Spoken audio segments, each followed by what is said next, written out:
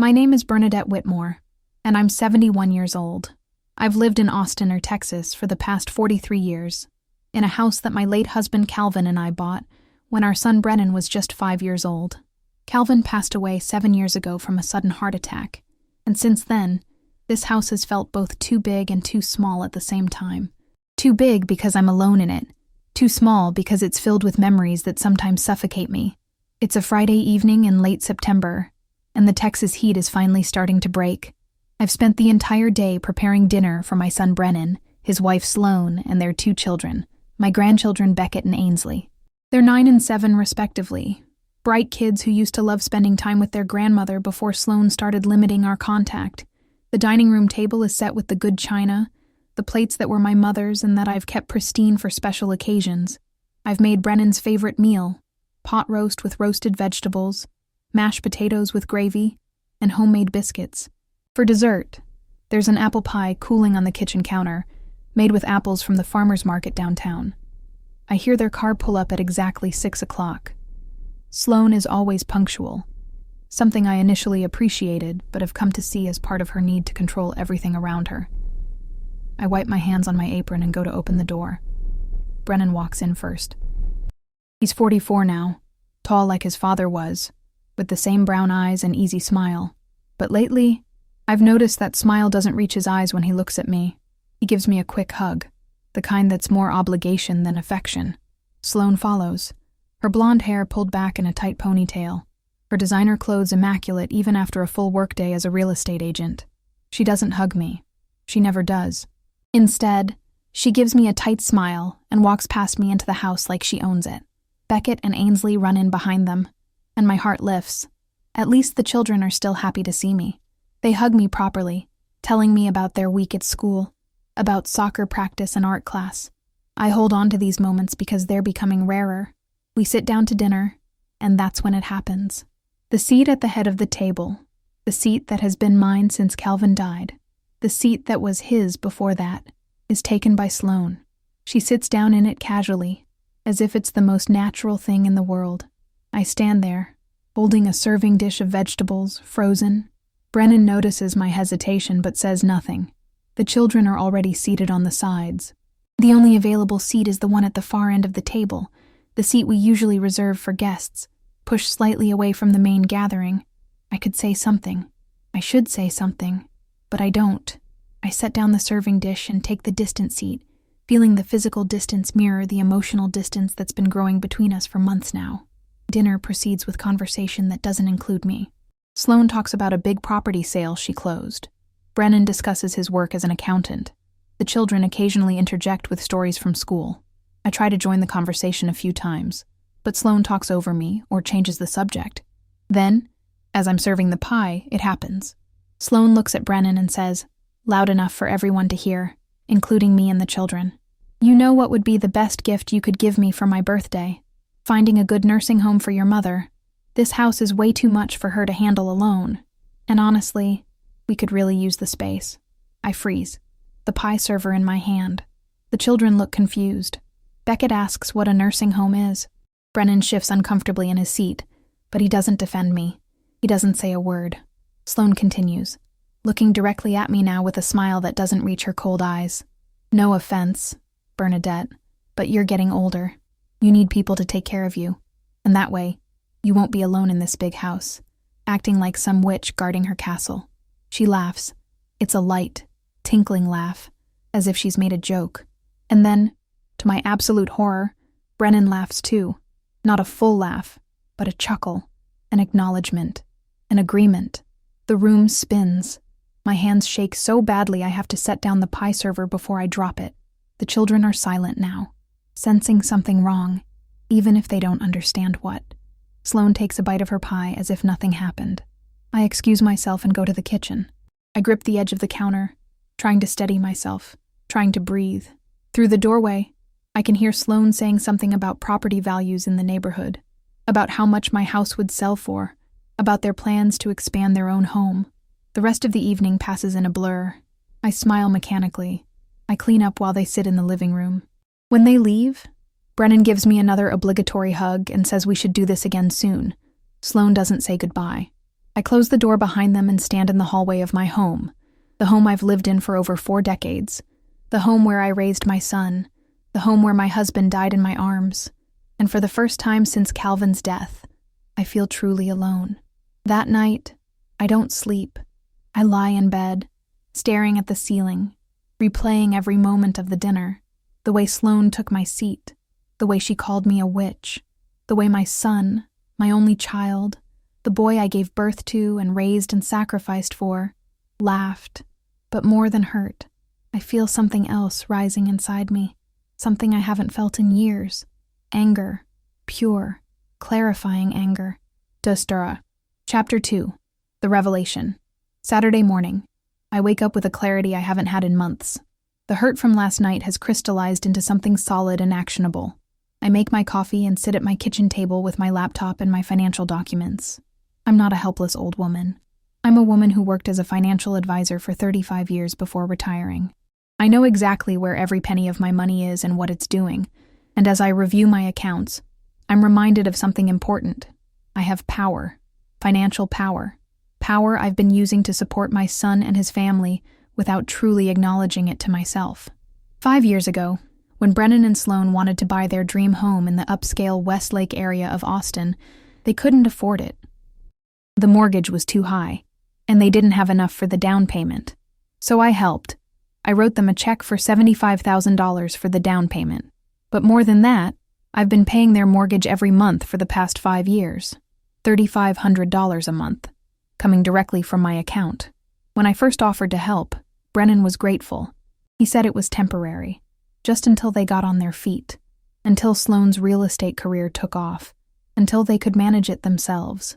That was 5 years ago. The temporary arrangement became permanent, and the gratitude disappeared.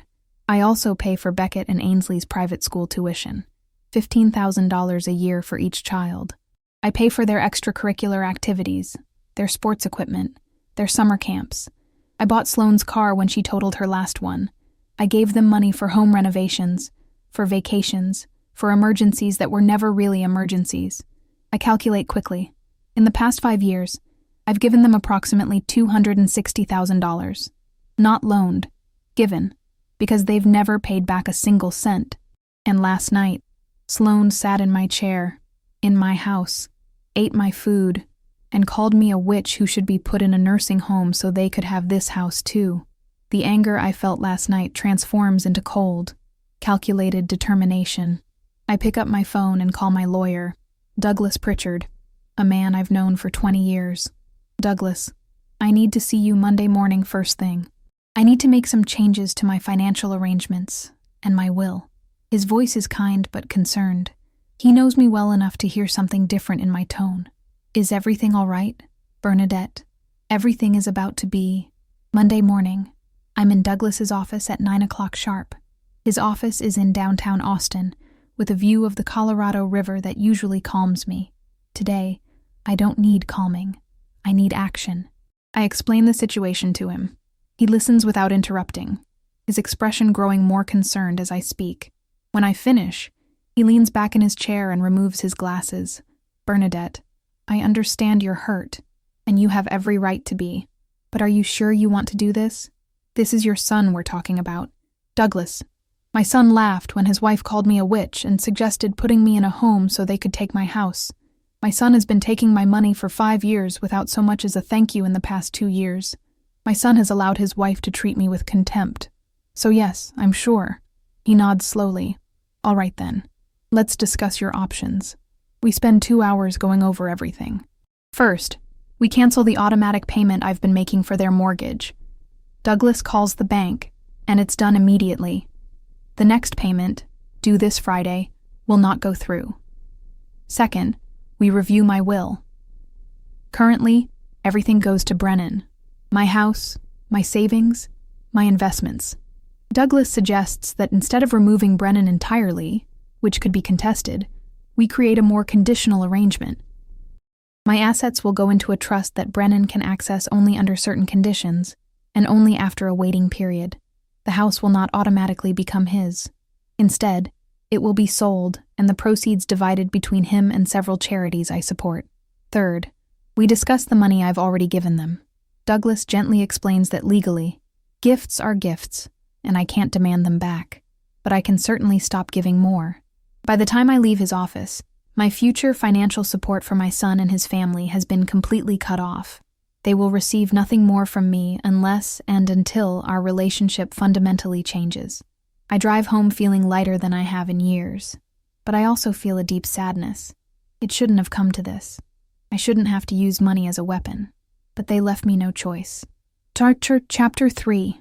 The Call. The call comes Wednesday morning. I'm in my garden, tending to the roses that Calvin planted years ago, when my phone rings. It's Brennan. I let it ring 4 times before answering. Mom. His voice is tight, angry. What the hell did you do? I take off my gardening gloves slowly, deliberately. Good morning to you too, Brennan. Don't play games with me. The mortgage payment didn't go through. The bank called us. They said the automatic payment from your account has been canceled. What's going on? I sit down on the garden bench, the one Calvin built. The morning sun is warm on my face. I canceled it. Silence on the other end. Then, you what? I canceled the payment. I'm no longer going to be paying your mortgage. His voice rises, panic mixing with anger. Mom, you can't just do that. We have a contract with the bank. If we miss a payment, there are penalties. It affects our credit score. We could lose the house. Then I suggest you make the payment yourselves. We can't afford it right now. You know that. We've been counting on you. And there it is. The truth spoken plainly. They've been counting on me, not appreciating me, not respecting me, counting on me, like I'm an ATM machine, not a person. Brennan, I've been paying your mortgage for 5 years. I've given you hundreds of thousands of dollars. And last Friday, your wife sat in my chair, in my house, ate my food, and called me a witch. She suggested you put me in a nursing home so you could take my house. And you laughed. He's quiet for a moment. Then, Mom, Sloan was joking. She didn't mean anything by it. It didn't sound like a joke to me. It sounded like contempt. It sounded like she sees me as an obstacle to overcome, not as a person deserving of respect. You're overreacting. Sloan has a dry sense of humor. You're taking it too personally. The dismissal in his voice, the complete lack of acknowledgement of my hurt, makes my resolve stronger. Brennan, I'm 71 years old. I've worked hard my entire life. I've been generous with you and your family because I love you, but love doesn't mean allowing myself to be disrespected. The money stops now. Mom, please, we need that money. We'll lose the house. Is that what you want? For your grandchildren to lose their home. The emotional manipulation is blatant, and for the first time, I see it clearly. Don't put this on me. You're 44 years old with a good job. Sloan makes good money in real estate. You can afford your own mortgage if you manage your money properly instead of relying on me to subsidize your lifestyle. This is insane. After everything we've done for you, I actually laugh at that. Everything you've done for me. Brennan, name one thing you've done for me in the past year that wasn't obligatory or convenient for you. Silence. He can't, because there's nothing. That's what I thought. When you're ready to have a real conversation about respect and appreciation, call me. But the bank account is closed. The witch has decided to take care of her own castle. I hang up before he can respond. My hands are shaking, but not from weakness. From the rush of adrenaline that comes with finally standing up for myself. The phone rings again immediately. I decline the call. It rings again. I decline it again.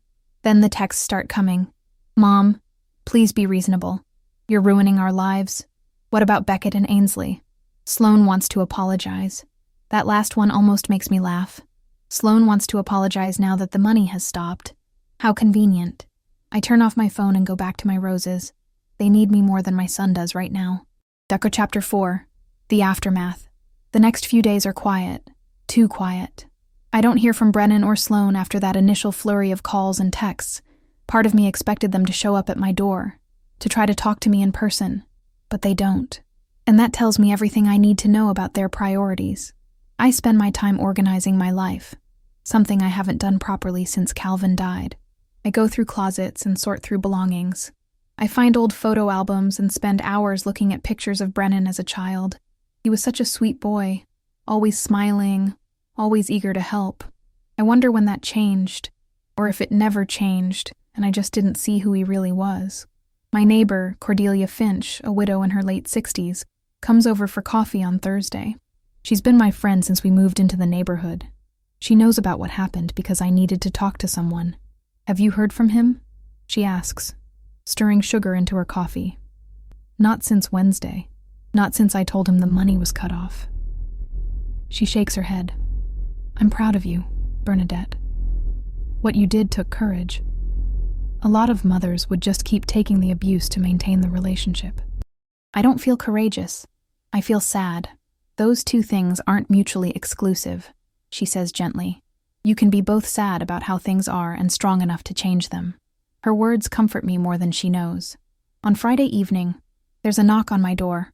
For a moment, I think it might be Brennan, finally coming to have that real conversation. But when I open the door, it's Sloane, alone. She's dressed casually in jeans and a silk blouse, her hair down around her shoulders. She's holding a bottle of wine and wearing what I assume she thinks is an apologetic expression. "Bernadette, can we talk?" Every instinct tells me to close the door in her face, but curiosity gets the better of me. I step aside and let her in. We sit in the living room, the bottle of wine unopened on the coffee table between us. Sloane looks around the room like she's cataloging everything, mentally appraising it. It makes my skin crawl. "I came to apologize," she begins. "I was out of line on Friday. The comment about the nursing home and calling you a witch, it was inappropriate. I'm sorry, the words are right, but the delivery is all wrong. There's no emotion behind them. It's a script she's reciting because she has to, not because she means it." "Why did you say it?" I ask. She looks surprised by the question. "I told you. It was a joke. A bad joke." "No, really. Why did you say it? What made you think that was an appropriate thing to say to your husband's mother?" She shifts uncomfortably. "Look, I don't know. I was frustrated. You have this big house all to yourself, and we're cramped with 2 kids. It seems wasteful. And there it is. The truth beneath the apology. She doesn't think she did anything wrong. She thinks I'm being unreasonable. Sloane, I've given you and Brennan hundreds of thousands of dollars over the past 5 years. I've paid for your house, your children's education, your vacations, your lifestyle. And not once in the past 2 years have either of you said thank you. Not once have you treated me with basic respect. So when you sit in my chair, in my house, and call me a witch, while suggesting my son put me in a home so you can have what's mine, yes, I take offense." She has the grace to look slightly ashamed. "We are grateful, Bernadette. Maybe we haven't shown it properly, but we are. Then show it. Not with words right now, but with actions. Treat me like a person, not like an ATM or an obstacle." She nods, but I can see in her eyes that she doesn't really understand. She can't comprehend why I'm making such a big deal out of this. "About the mortgage payment," she begins, and I hold up my hand. "The mortgage is your responsibility, not mine. You're both adults with good jobs. Figure it out. But we were counting on you. That's the problem. You were counting on me without appreciating me. That's over now." She leaves shortly after Dao, the wine bottle still unopened. I watch her get into her luxury SUV and drive away. I doubt anything I said made a real impact, but at least I said it. Chapter 5. The Silence. 2 weeks pass, then a month. I don't hear from Brennan or Sloane. Not a call, not a text, not a visit. It's like I've ceased to exist for them now that the money has stopped flowing. The silence hurts more than I expected. I knew standing up for myself might damage our relationship, but I didn't expect complete radio silence. I miss my grandchildren terribly.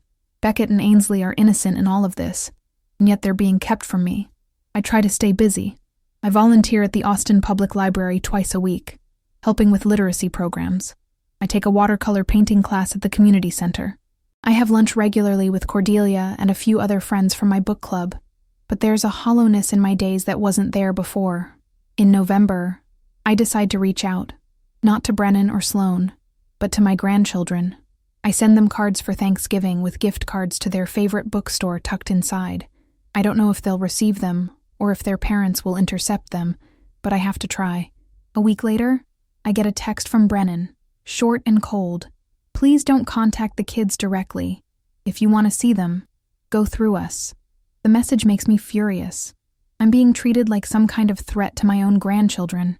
Like I'm the problem in this situation. I type out several angry responses but delete them all. Instead, I simply reply, "Understood." Thanksgiving comes and goes. I spend it with Cordelia and her daughter's family. They're kind and welcoming, but it's not the same. I think about Brennan and the kids all day, wondering what they're doing, if they're thinking about me at all. December arrives with unseasonably cold weather for Texas. I'm sitting in my living room one evening, reading a book, when my phone rings. It's a number I don't recognize. I almost don't answer, but something makes me pick up. "Grandma." My heart stops. It's Beckett. "Sweetheart, how are you? I've missed you so much." "I miss you too, Grandma." He sounds older somehow, more serious. "Why don't you come to see us anymore?" My throat tightens. "It's complicated, honey. Your parents and I had a disagreement. Mom says you're mad at us, that you don't want to help us anymore."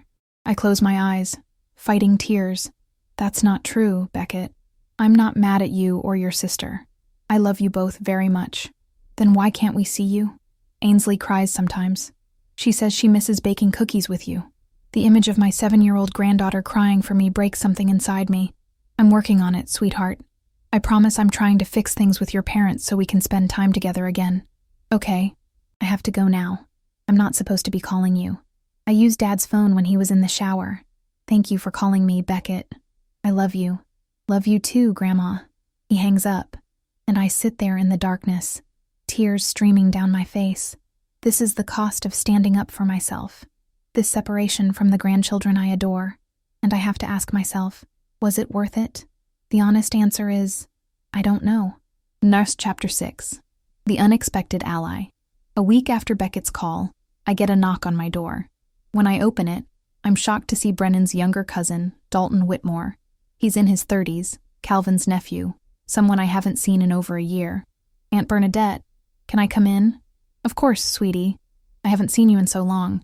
We settle in the kitchen with coffee, and Dalton looks uncomfortable, fidgeting with his cup. "I heard what happened, with Brennan and Sloan." "I'm surprised. How did you hear?" "Brennan called me. He wanted family support in convincing you to start paying their mortgage again. He wanted me to talk to you about how you're being unreasonable." "Oh." My heart sinks. "But instead, I'm here to tell you that you did the right thing." I look at him, surprised. "Really?" Dalton nods. "Aunt Bernadette, I've been watching this dynamic for years. Brennan and Sloan have been using you. Everyone in the family has seen it, but no one wanted to say anything because, well, it's not our place. But when Brennan called me and told me what he expected me to do, I had to speak up." "What did you say to him?" "I told him he should be ashamed of himself, that Uncle Calvin would be disappointed in how he's treating you, that he's a grown man who should be supporting himself and his family, not leeching off his elderly mother." "How did he react?" "He hung up on me. We haven't spoken since, but I don't care. Someone needed to tell him the truth. Dalton's support means more to me than he probably realizes. It confirms that I'm not crazy, that I'm not overreacting, that my perception of the situation is accurate. He tells me more about what's happening with Brennan and Sloan. They're scrambling financially. They've had to put their house on the market because they can't afford the mortgage. Sloan is furious and has been bad-mouthing me to anyone who will listen. Brennan is caught between loyalty to his wife and guilt about his mother. "What do you think I should do?" I ask Dalton. He thinks for a moment. "I think you should hold your ground." Brennan needs to hit rock bottom before he'll understand what he's lost. Right now, he's still in denial, still thinking you'll cave and come back with your checkbook. You have to show him that's not going to happen. But what about Beckett and Ainsley? They're being kept from me. That's the hardest part, Dalton says gently. But kids are resilient, and someday, when they're older, they'll understand what really happened. They'll understand that you love them enough to stand up for yourself, even when it was hard. His words give me strength, but they don't make the loneliness any easier. Chapter 7. Christmas Eve. Christmas Eve arrives, and I'm alone. Cordelia invited me to spend it with her family, but I declined. Sometimes you need to sit with your sadness instead of running from it. I'm learning that lesson the hard way. I'm sitting by my Christmas tree, a small one this year since it's just me, when there's a knock on my door at 8 o'clock at night. My heart leaps. Maybe it's Brennan. Maybe he's finally ready to talk, really talk. But when I open the door, it's Sloan, and she's crying. I'm so taken aback that I just stand there. Sloane never cries. She's always composed, always in control. But now her mascara is running, her hair is disheveled, and she's shaking. Can I come in? Please? I step aside, and she practically falls into my living room. I guide her to the couch and get her some tissues. She cries for several minutes before she can speak. We're losing the house. The bank is foreclosing. We couldn't make the payments, and we couldn't sell it fast enough. We have to be out by January 15th. I sit across from her, not sure what to say. I'm sorry you're going through this, but you had to know this was a possibility when I stopped paying. She nods, wiping her eyes. I know. You're right. We should have been able to afford our own house. We were living beyond our means, and we were using you to maintain a lifestyle we couldn't actually afford. The admission shocks me. I've never heard Sloane admit to being wrong about anything. Brennan and I have been fighting constantly. He blames me for what I said at dinner that night. He says I ruined everything, and he's right. I did. She looks at me with red, swollen eyes. I'm so sorry, Bernadette. I'm sorry for taking you for granted. I'm sorry for calling you a witch. I'm sorry for ever suggesting you should be put in a home.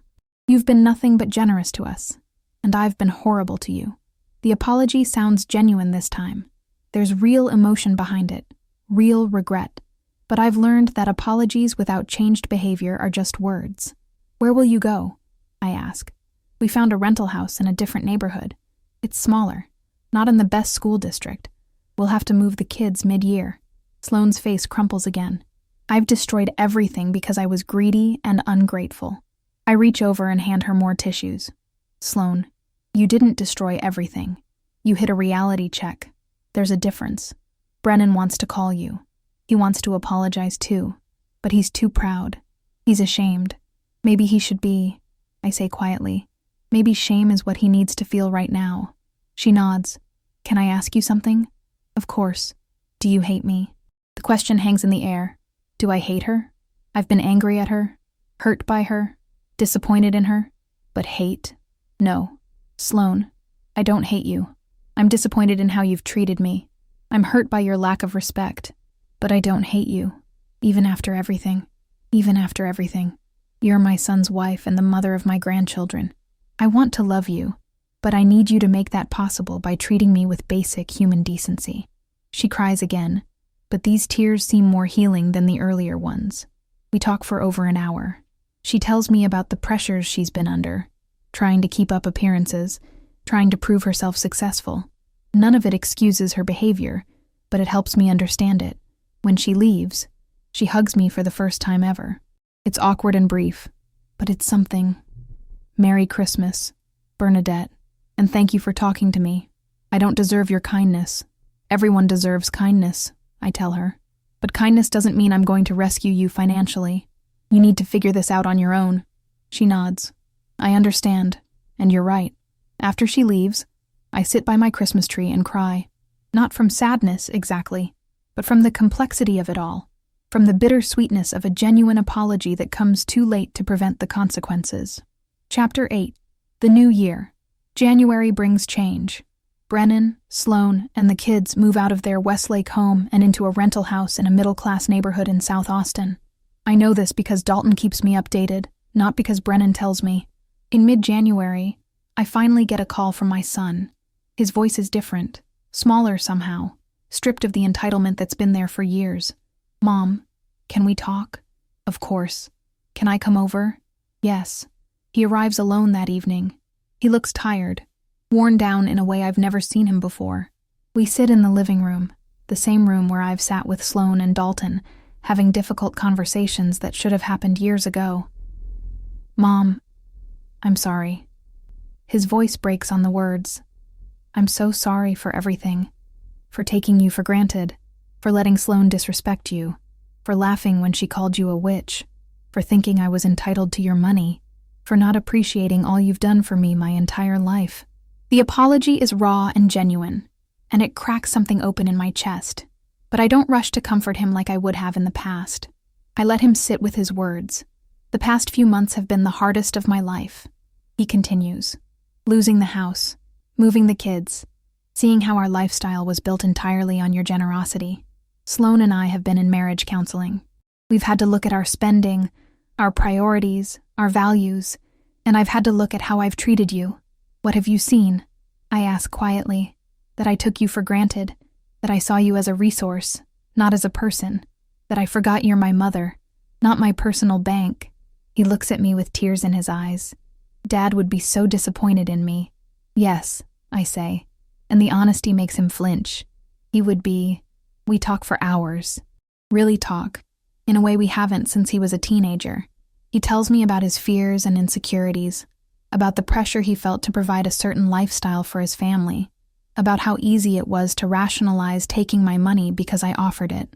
I tell him about my loneliness since his father died, about how I gave and gave because I thought it would keep them close to me, about how their treatment of me made me feel invisible and worthless. By the end of the conversation, we're both exhausted, but there's something different between us, a honesty that wasn't there before. Mom, I don't expect you to start helping us financially again. We're making it work on our own.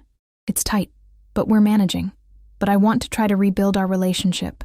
If you're willing. I look at my son, this man who hurt me so deeply, and I see both the boy he was and the man he's trying to become. I want to try too, Brennan, but things will be different. I'm different. I know, and you should be. You deserved better than how we treated you. Chapter 9. Small steps.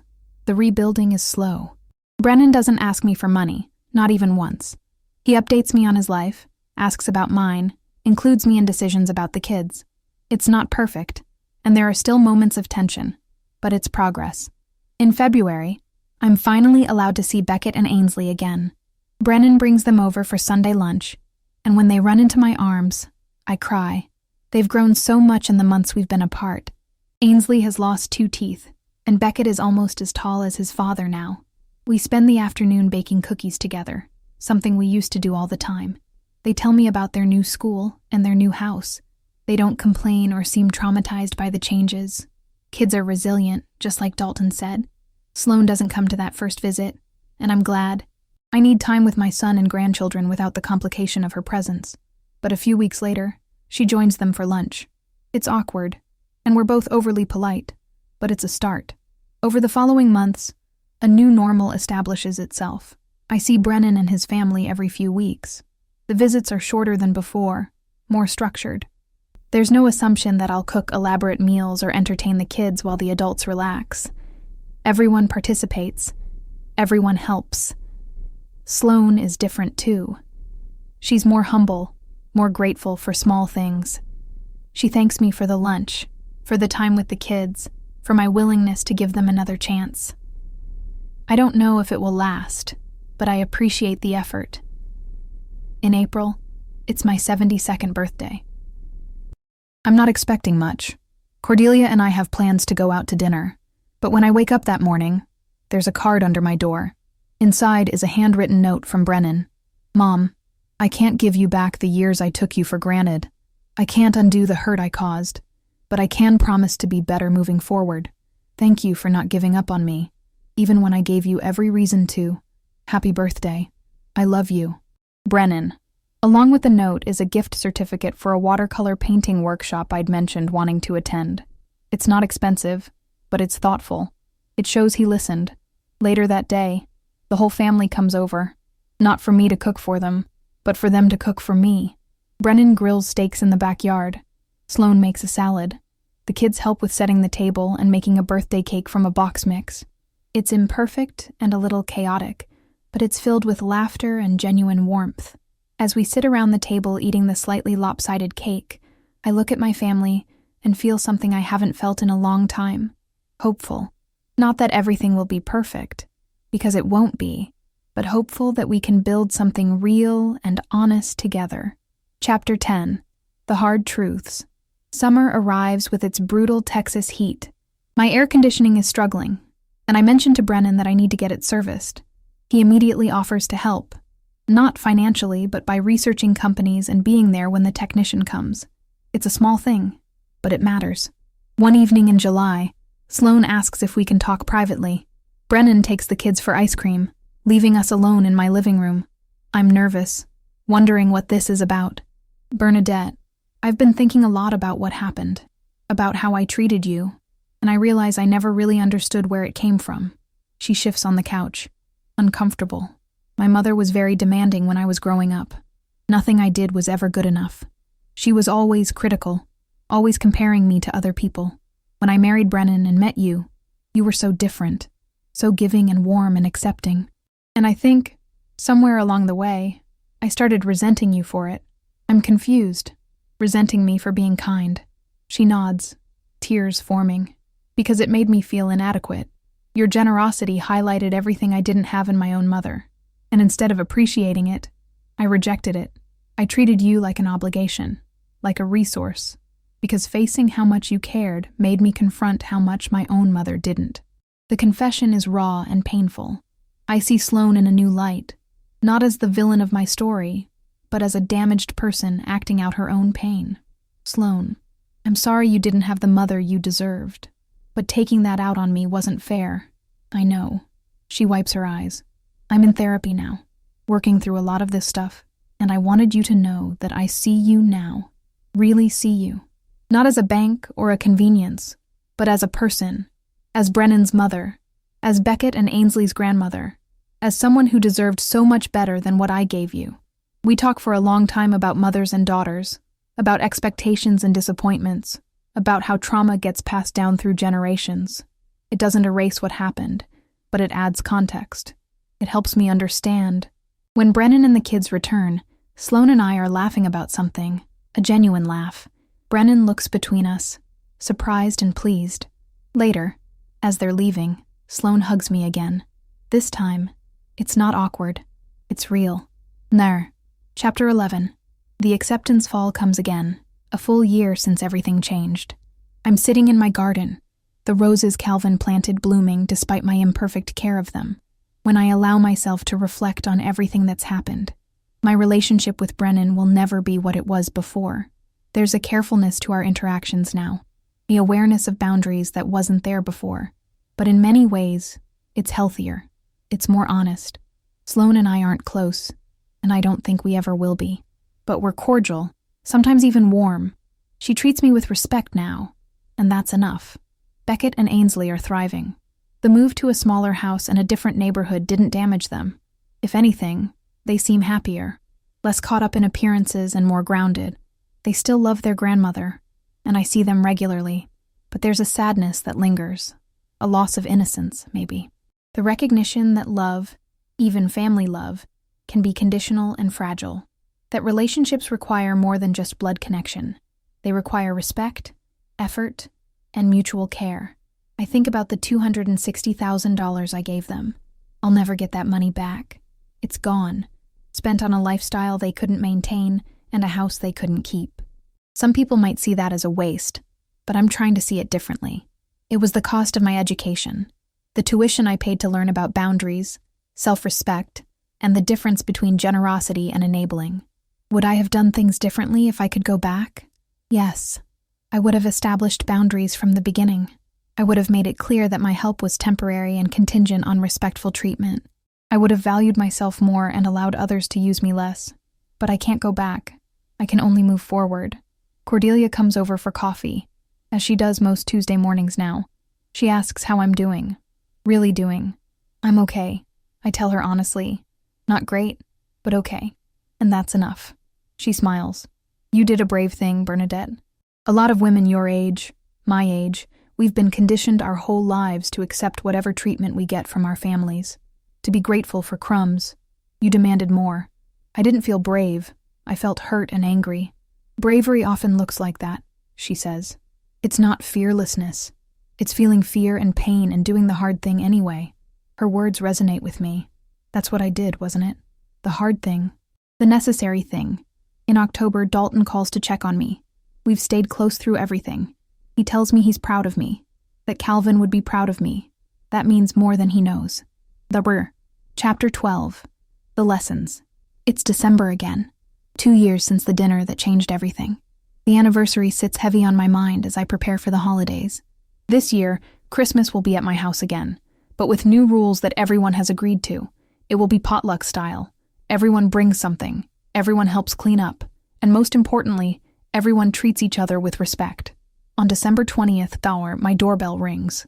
It's a package delivery. Inside is a book, leather-bound and beautiful. The title reads Our Family Stories, and it's handmade. I open it to find pages filled with photographs and handwritten notes. The first page is from Beckett. My grandma Bernadette is the strongest person I know. She taught me that it's okay to stand up for yourself, even with people you love. The next is from Ainsley. Grandma makes the best cookies and gives the best hugs. She also taught me that respect is important. Then Brennan. Mom, I'm sorry for the years I didn't see you clearly. Thank you for loving me enough to hold me accountable. I'm trying to be the son you deserve. And finally, Sloan. Bernadette, you taught me that grace and strength can coexist, that you can be kind without being a doormat. Thank you for the second chance I didn't deserve. I sit in my living room, the book in my lap, and cry, not tears of sadness, but of bittersweet recognition. This is my family now. Imperfect, complicated, but honest. Christmas Eve arrives. Brennan, Sloan, and the kids come over at 4 o'clock. Everyone brings their assigned dishes. We set the table together, the good china once again in use. But this time, when we sit down, there's no question about where anyone sits. My seat at the head of the table is respected, honored even. As we eat and talk and laugh, I observe the changes. Brennan asks me about my painting class and actually listens to the answer. Sloan compliments the centerpiece I made and means it. The kids are included in the conversation, but also respectful of the adults. It's not perfect, but it's real. After dinner, as we're cleaning up together, Brennan pulls me aside. Mom, I know things will never be exactly like they were before, and that's probably a good thing, but I want you to know that I'm grateful for what we have now. It's more honest. I hug my son, this man who hurt me and learned from it. Me too, sweetheart. Later, after they've gone home, I sit by my Christmas tree with a cup of tea and my journal. I've been writing in it sporadically over the past 2 years, documenting my thoughts and feelings. Tonight, I write what I've learned. Love without respect is not love. It's convenience wrapped in familiar obligation. Standing up for yourself doesn't mean you don't love others. It means you love yourself too. Sometimes the most loving thing you can do is let people experience the consequences of their actions. Forgiveness doesn't require forgetting. It requires honest acknowledgement and changed behavior. You can miss who people used to be while accepting who they are now. Family is both a gift and a choice. Blood creates the connection, but respect maintains it. It's never too late to change, to establish boundaries, to demand dignity. The price of self-respect is sometimes loneliness, but the cost of losing yourself is always higher. Generosity should never come at the expense of your own worth. And finally, you can be both sad about how things turned out and proud that you stood your ground. Those two truths can coexist. I close the journal and look around my living room. This house, my castle, as Sloan mockingly called it once. It's more than just a house. It's the symbol of my autonomy, my worth, my refusal to be diminished. The witch chose to take care of her own castle. Those were my words to Brennan when I cut off the money. At the time, I said them out of anger and hurt. But now I see the deeper truth in them. I am a witch, in the best sense of that word. Powerful, independent, unwilling to be controlled or diminished. And this is my castle, not in a selfish way, but in a self-preserving one. A space where I'm respected, where my boundaries are honored, where I can be fully myself. The past 2 years have aged me, not just in years, but in experience. I have new wrinkles around my eyes, new aches in my joints, but I also have something I didn't have before. Self-respect, dignity, a relationship with my family that's built on honesty rather than obligation. Is it the happy ending I once dreamed of? No. It's not a fairy tale where everyone learns their lesson and everything is perfect. Sloan and I will probably never be truly close. There's too much history, too much hurt. Brennan and I have rebuilt our relationship, but there's a wariness that wasn't there before. A recognition that trust, once broken, is never quite the same. I still miss my grandchildren during the long stretches between visits. I still sometimes feel lonely in this big house. I still have moments where I wonder if I should have handled things differently, if there was a way to stand up for myself that wouldn't have caused so much pain. But then I remember that night, standing by the table after serving everyone else, being told by my own son's wife that I should be put in a home, hearing my son laugh. I remember the years of being taken for granted, treated as a means to an end, rather than as a person. And I know I did the right thing. Because here's what I've learned. You cannot love others well if you don't love yourself. And loving yourself means refusing to accept disrespect, even from the people you love most. It's a hard lesson, a painful lesson, and not everyone will understand it. Even now, there are people in my life who think I was too harsh, too unforgiving, that I should have just kept giving, kept accepting, kept being the selfless mother who asks for nothing in return. But those people don't have to live my life. I do, and I choose to live it with dignity. As I prepare for bed on this Christmas Eve, 2 years after everything changed, I look at myself in the mirror. I see a 72-year-old woman with silver hair and laugh lines and the weight of experience in her eyes. I see someone who made hard choices and lived with the consequences. I see someone who is both wounded and strong. I see someone I respect. And in the end, that's what matters most. Not whether everyone else understands my choices or agrees with them, but whether I can look at myself and feel that I honored my own worth. The witch is taking care of her castle, and finally, after 72 years, she's learning how to take care of herself too. The ending isn't perfect. It's not a fairy tale. Some relationships were permanently altered. Some hurts will never completely heal. Some family gatherings will always carry an undercurrent of our shared history. But it's real, it's honest, and it's mine. And sometimes, that's the best ending we can hope for. The end. Yes, epilogue. 3 years later. It's a warm spring morning in Austin. 3 years after the dinner that changed everything. I'm 74 now, and I'm sitting on my back porch with my morning coffee, watching the hummingbirds fight over the feeder I hung last week. The Texas sun is gentle at this hour, and there's a breeze that carries the scent of jasmine from Cordelia's yard next door. My life has settled into a rhythm that feels both foreign and right. It's quieter than it used to be, more solitary in some ways, but also more authentically mine. The hollowness I felt in those first months after cutting off financial support has been filled with other things. Friendships, hobbies, a sense of self that I'd lost somewhere along the way. I'm thinking about all of this because tomorrow is a significant day. Beckett is turning 12, and there's going to be a birthday party. Not here at my house, but at Brennan and Sloane's rental home, which they've now lived in for over 2 years. They never bought another house. After losing the Westlake property, they made a decision that surprised everyone. They chose to continue renting, to live more modestly, to prioritize financial stability over appearances. It's a decision I'm proud of them for making, even though I had nothing to do with it. My phone buzzes with a text from Dalton. Coffee this week. I want to hear about your trip. I smile. Dalton and I have grown even closer over these 3 years. He's become the family I needed, the one who sees me as a person first and a wallet never. We have coffee every couple of weeks, and he calls just to check in. Not because he needs something. It's a relationship built on mutual respect and genuine affection, and it's taught me what family interactions should look like. The trip he's referring to is one I took last month to Santa Fe, New Mexico. I went alone, something that would have terrified me 3 years ago, but now feels empowering. I spent 5 days exploring art galleries, taking a painting workshop, eating at restaurants by myself without feeling self-conscious. I even made friends with another solo traveler, a woman named Patricia from Colorado who, like me, was learning to reclaim her independence in her 70s. I text Dalton back, Thursday morning, my place? His response is immediate, perfect. I'll bring the pastries. This is what my life looks like now. Small, meaningful connections, plans made for pleasure, not obligation, time that's mine to spend as I choose. But it would be dishonest to paint it as entirely peaceful or resolved. The past 3 years have been complicated, marked by progress and setbacks, by moments of connection and periods of distance. The relationship with my son and his family has evolved, but not in the straightforward way I might have hoped. 6 months after that first Christmas where we established new boundaries, things were going well. Brennan was consistent in his effort to rebuild our relationship. Sloane was genuinely trying. I saw the kids regularly, and the visits felt more authentic than they had in years. But then came a test. Brennan called me in March of that second year. His voice was stressed, and I could hear the old desperation creeping back in. Mom, I need to talk to you about something. My stomach clenched. I knew that tone.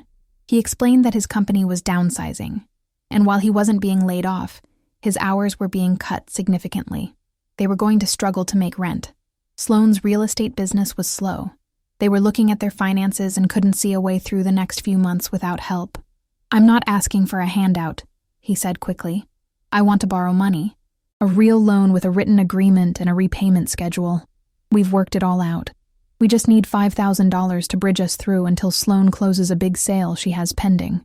I sat with the request for a long moment. This was exactly the kind of situation I'd anticipated, the kind that would test whether our new dynamic was real or just performative. "Send me the proposal in writing," I told him, "with the specific amount, the repayment terms, and interest rate." "Interest rate?" He sounded surprised. "Brennan, if you went to a bank, they'd charge you interest. I'm your mother, so I'll charge you less. But yes, there will be interest. This is a business transaction." There was a pause. Then, "Okay, that's fair." He sent me the proposal the next day. It was detailed and professional, clearly drafted with Sloane's input. They wanted to borrow $5,000 to be repaid over 12 months at 3% interest. The monthly payments would be manageable for them, and the interest, while minimal, acknowledged that this was indeed a loan, not a gift. I consulted with Douglas, my lawyer, who helped me draft a formal loan agreement. Brennan and Sloane both signed it. I transferred the money, and here's the important part. They've been making the payments every month, on time. They're currently 9 months into the repayment, and they've never missed or been late with a single payment. This, more than anything, showed me that the change in them was real. They were treating me with respect, honoring their commitment, and demonstrating that they understood our relationship needed to be based on mutual consideration, not one-sided giving. But not everything has been so clear-cut. There was an incident last Thanksgiving that reminded me how fragile these new boundaries still are. The family gathered at my house, as had become our tradition, with everyone contributing to the meal. Everything was going well until Sloane mentioned, almost casually, that they'd been thinking about their long-term housing situation. "We really want to buy again eventually," she said, passing the mashed potatoes, "but saving for a down payment while paying rent is nearly impossible. We've been looking at some programs for first-time buyers. Well, technically we wouldn't be first-time buyers, but there are some programs that might work." She wasn't directly asking for anything, but I could feel where the conversation was heading. Brennan shot her a look, and she fell silent. But the moment hung there, awkward and heavy. Later, as we were cleaning up, I pulled Brennan aside. "Are you expecting me to help with a down payment for another house?" He had the grace to look embarrassed. "No, Sloane shouldn't have brought it up. We talked about this. We agreed we're on our own financially." "Did you agree, or did Sloane agree because she had to?" He sighed. "Honestly, it's hard for her. She sees her friends buying houses, taking vacations, and she feels like we're falling behind. And sometimes she forgets that the reason we were able to do those things before was because of your money. And you? I remember exactly what it cost us, what it cost you, and I'm not going back there." I believed him, but the incident reminded me that Sloane's transformation, while real, was also fragile. She was trying, genuinely trying, but her old patterns of thinking about money and status were still there, lurking beneath the surface. We got through it. I didn't offer to help with a house, and Brennan didn't ask. Sloane apologized later, acknowledging that bringing it up was inappropriate, but it was a reminder that healing isn't linear, that people can make real progress and still stumble. The relationship with my grandchildren has been the most purely positive aspect of these 3 years. Beckett, now almost 12, has grown into a thoughtful, sensitive boy who's interested in social justice and environmental issues. He volunteers at a local food bank, and often talks about wanting to make a difference in the world. I like to think that watching his grandmother stand up for herself taught him something about dignity and self-respect. Ainsley, at 10, is creative and funny, with a sharp wit that sometimes catches adults off guard. She loves to draw, and has shown me dozens of sketches of fantastical creatures and imaginary worlds. When she comes over, we paint together in my small studio, the spare bedroom I converted into an art space last year. The kids never bring up the financial changes or the period when we didn't see each other. They're too young to understand the full complexity of what happened, and that's okay. What matters is that they're learning, by example, about healthy relationships and boundaries. Just last week, Ainsley told me something that brought tears to my eyes. We were painting together, working on a landscape, and out of nowhere she said, "Grandma, Mom says you're teaching us something important." "Oh, what's that?"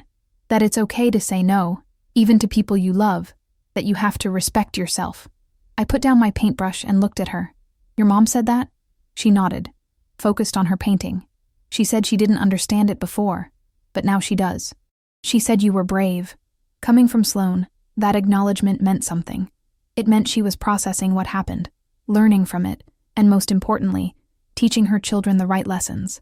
My friendship with Cordelia has deepened over these years. She's become more than just a neighbor. She's my closest friend, my confidant, the person I call when I need to talk through something difficult. Last year, when she had a cancer scare that turned out to be benign, I was the one she called from the doctor's office. And when I had a minor fall in my garden and sprained my wrist, she was the one who drove me to urgent care and stayed with me through the whole visit. This is what I missed during all those years when I poured all my energy into my son's family.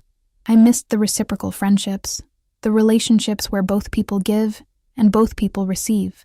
I missed being seen and valued for who I am, not what I can provide. Through Cordelia, I've also connected with a wider community of women in similar situations. We have an informal group that meets monthly. We call ourselves the Reclaimed. We're all women over 60 who've had to establish boundaries with adult children or other family members, who've had to learn that self-sacrifice isn't the same as love. Hearing their stories has been both heartbreaking and healing. There's Margaret, whose 3 adult children only contact her when they need money. There's Josephine, whose son's wife convinced him to move across the country and now limits her access to her grandchildren. There's Ruth, who gave her daughter power of attorney and nearly lost her house before she fought back and reclaimed control of her life. We share our struggles and our victories. We remind each other that we're not selfish or cruel for having boundaries.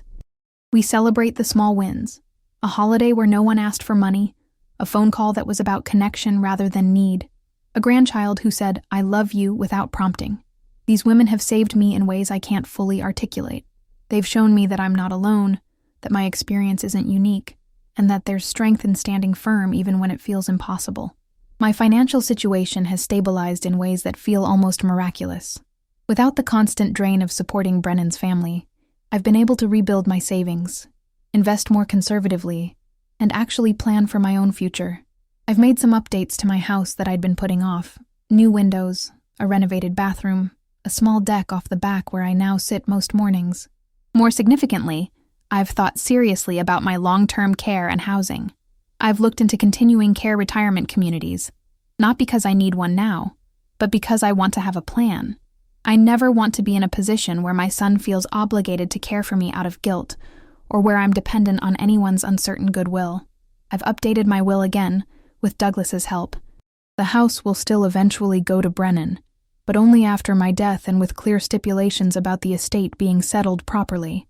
My savings are divided between Brennan, my grandchildren's education funds, that they can only access directly, not through their parents, and several charities I care about. I've also set up a small trust for emergencies, real emergencies, not lifestyle choices. If Brennan or his family faces a genuine crisis, medical or otherwise, there's money available, but it's controlled by Douglas as trustee, not by me, so I can't be pressured or manipulated. It's my way of ensuring I can still help if truly needed, without opening the door to the old dynamics. The painting class I took in Santa Fe sparked something in me. I've been painting more seriously, taking workshops, even selling a few pieces at local art fairs. It's not about the money, the sales barely cover my materials, but about having something that's mine, a way to express myself that has nothing to do with being someone's mother or grandmother.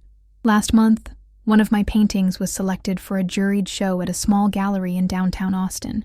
It was a landscape of the Texas Hill Country, painted from memory and emotion rather than from a photograph.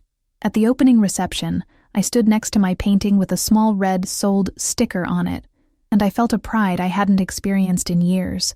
Brennan and Sloan came to the opening. They brought the kids, who were more interested in the free cookies than the art, but that was okay. What mattered was that they came, that they saw this part of my life, that Brennan looked at my painting and said, with genuine admiration, "Mom, "This is really good. I didn't know you could do this." "Neither did I told him honestly. Because that's the truth. I didn't know what I was capable of when all my energy was going to other people. I didn't know what talents I might have, what passions I could develop, what version of myself existed beyond mother and grandmother and provider. These 3 years have been an excavation of sorts, digging through layers of obligation and expectation to find the person underneath. And she's someone I'm still getting to know, but someone I like. There have been setbacks and disappointments beyond the Thanksgiving incident. Last summer, Brennan forgot my birthday entirely. Not just forgot to call, but completely forgot. I didn't hear from him until 2 days later when Sloan reminded him. His apology was profuse and seemed genuine, but it hurt nonetheless. Then there was the time Sloan called me, clearly having had wine, and said some things about how I'd punished them enough. And maybe it was time to move past all this. I ended the call quickly and didn't speak to her for 2 weeks. Brennan called to apologize for her, explaining she was stressed about work, but the message was clear. She still didn't fully understand that this wasn't a punishment. It was a boundary. These moments remind me that the changes in our relationship are real, but not absolute. People are complicated. They can grow and still have moments of regression. They can understand something intellectually and still fail to internalize it emotionally. And I've had my own struggles.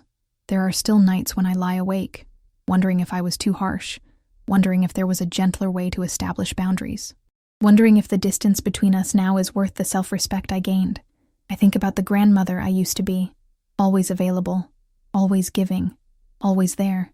And I think about the grandmother I am now, more selective with my time and energy, more boundaried, more protective of my own well-being. My relationship with my grandchildren is less frequent, but more intentional. When we're together, I'm fully present, not exhausted and resentful from having given too much. Is this better?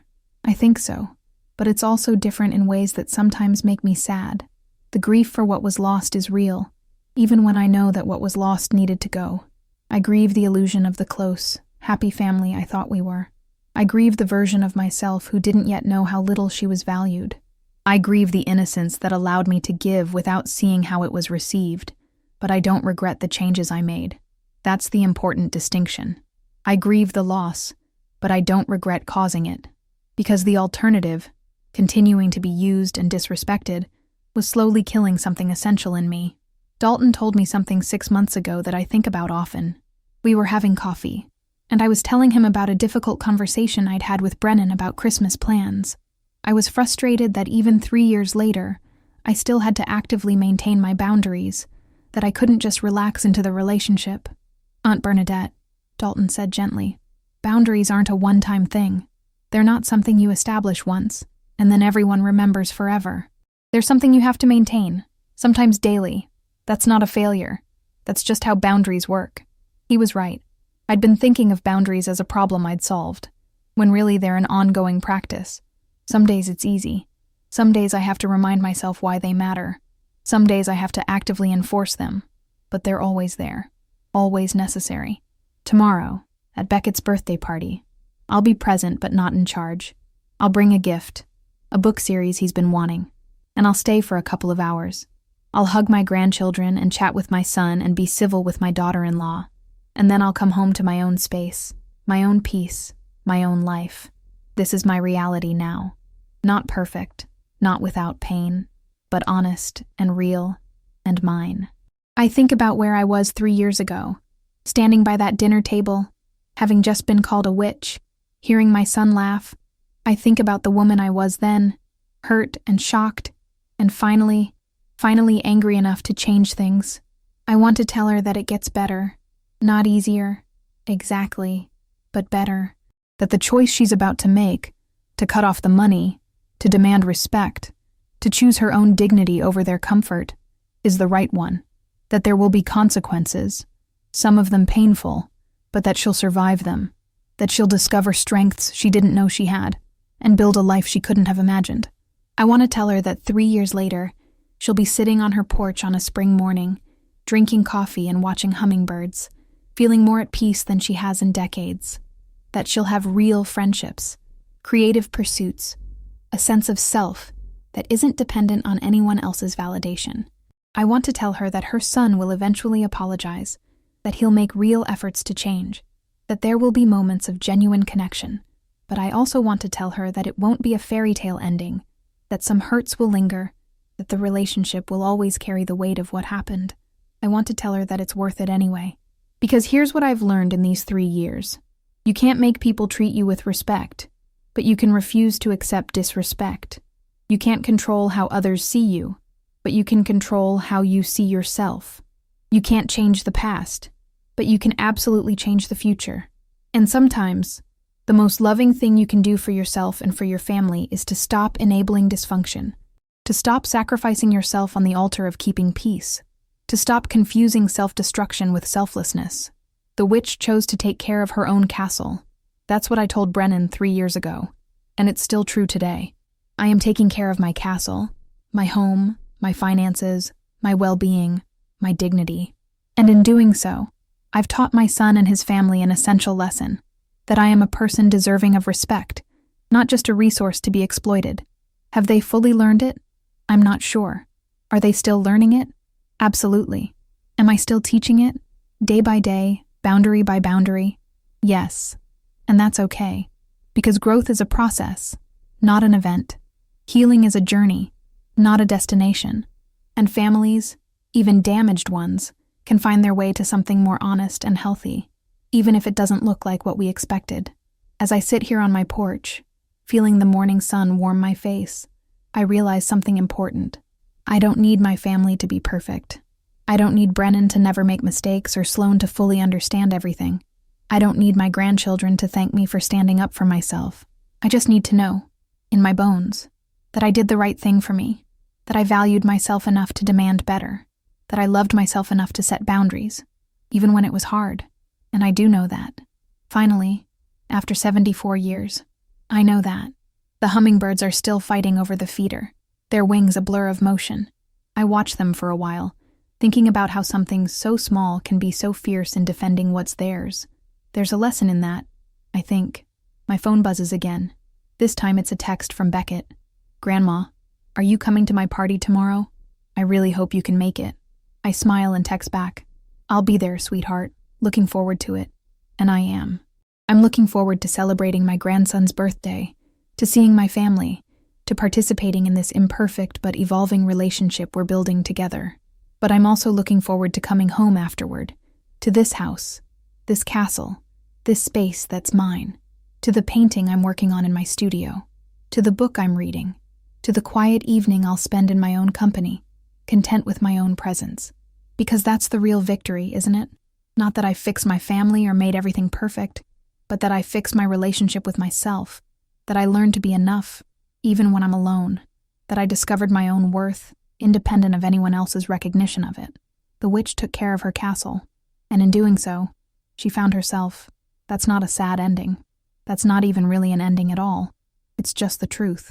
Bittersweet, complicated, imperfect, and real, and after everything, that's exactly what I need it to be. The end.